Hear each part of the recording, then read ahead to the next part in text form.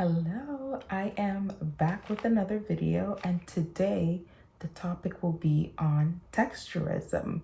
Is texturism causing issues in the Black community? Obviously, we all know the answer is yes, okay? I'm just giving the answer straight up at the beginning of the video.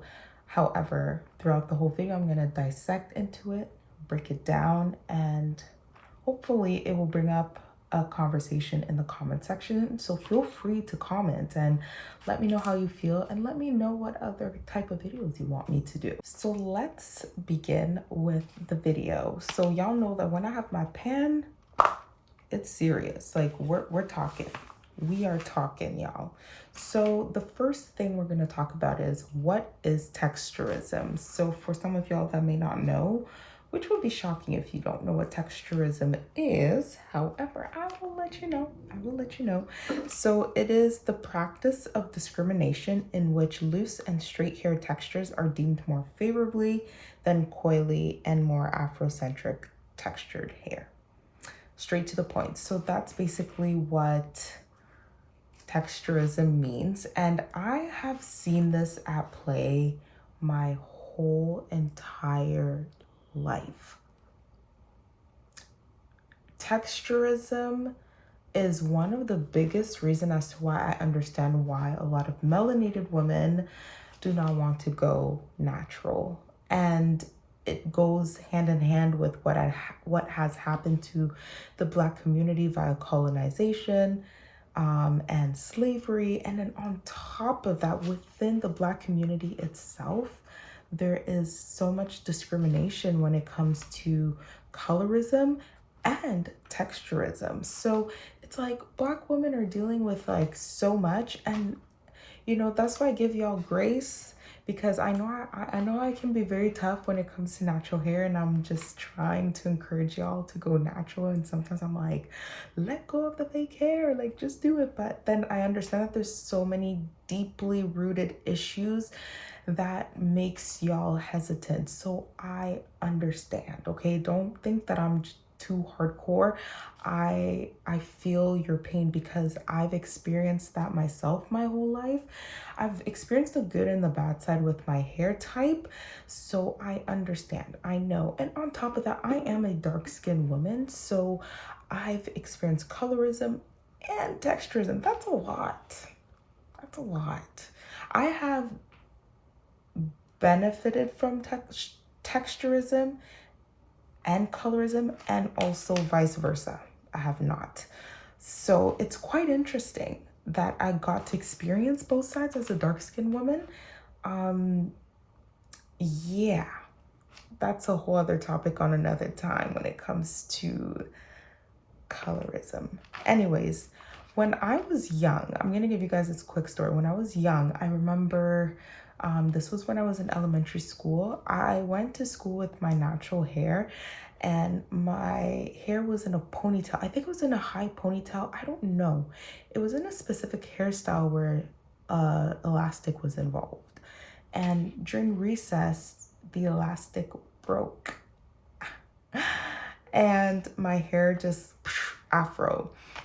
So I took my coat, or I don't know if it was a jacket, and I put it on top of my hair to hide it.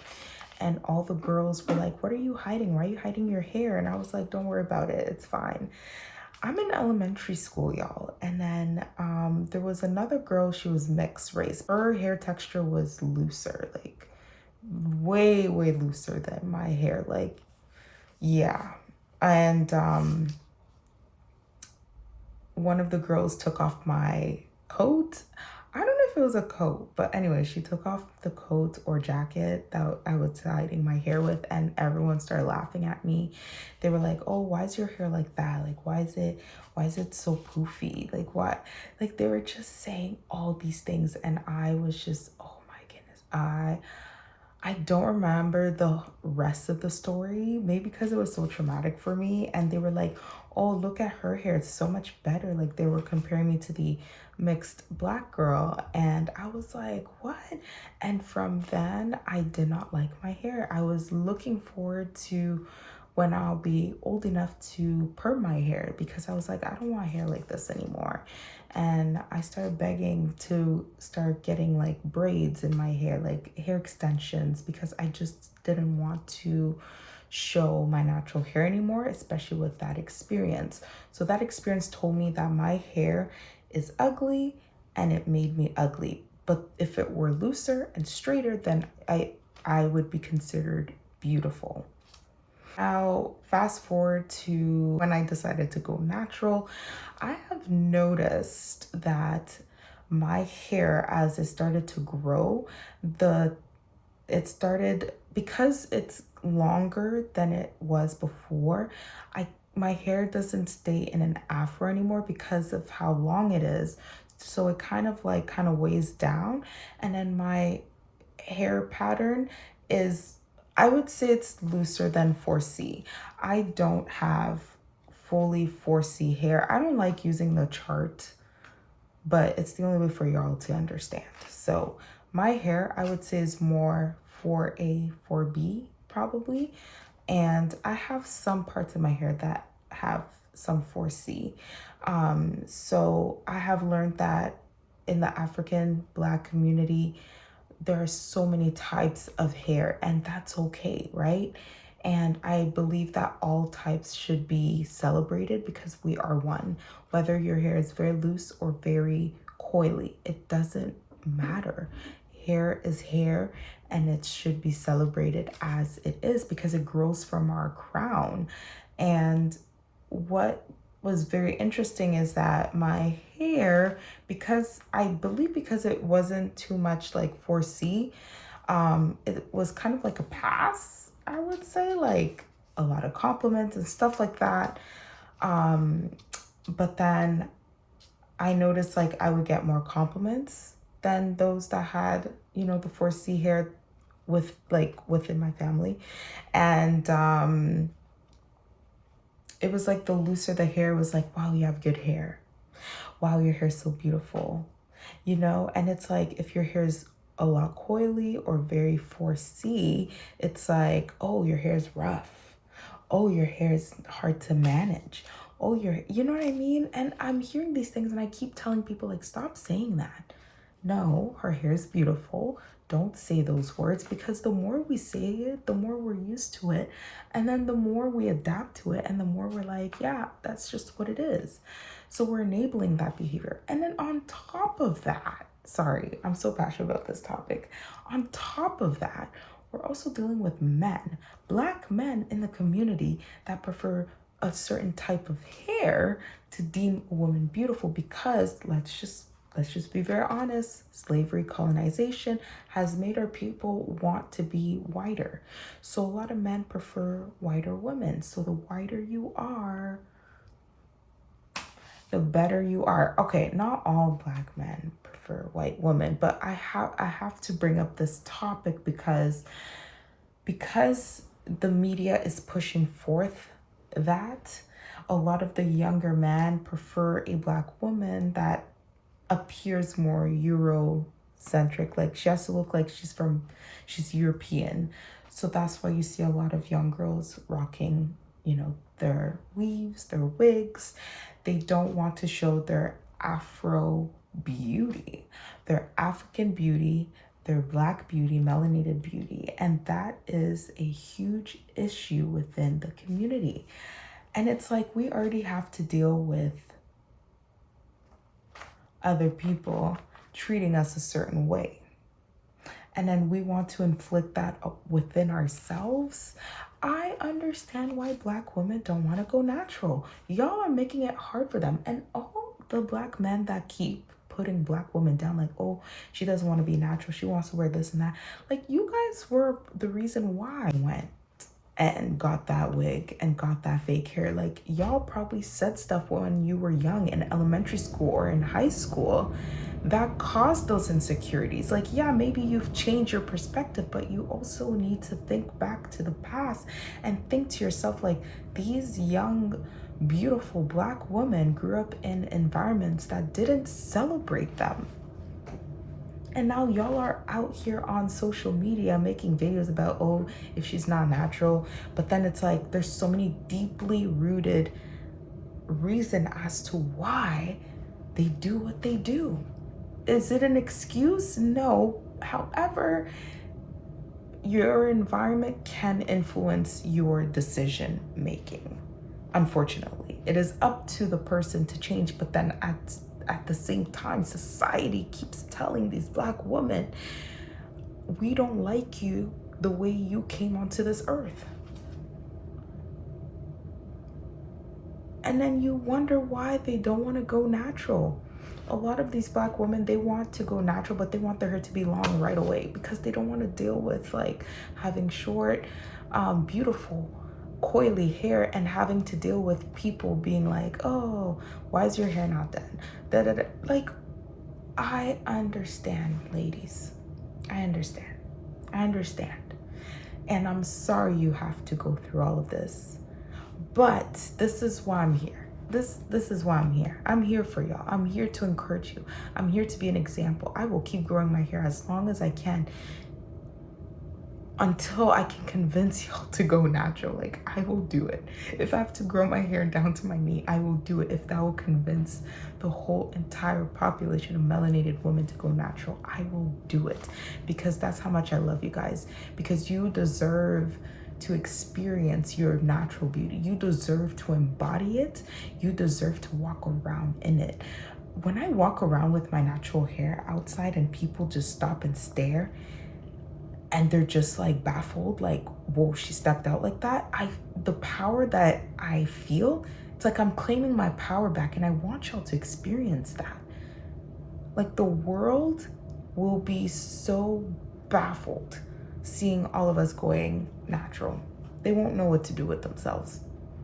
It's not up to us to wait for the world to adjust to us. We have to tell them, this is who we are. You have to adjust to us.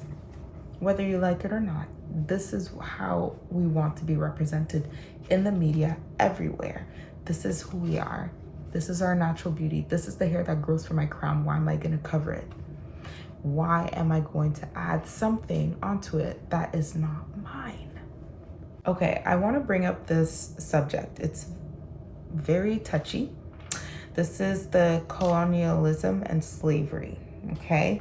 This is how it played out in texturism within our community. So, during slavery and colonial times, the people from Africa were taken to different parts of the world and forced to work.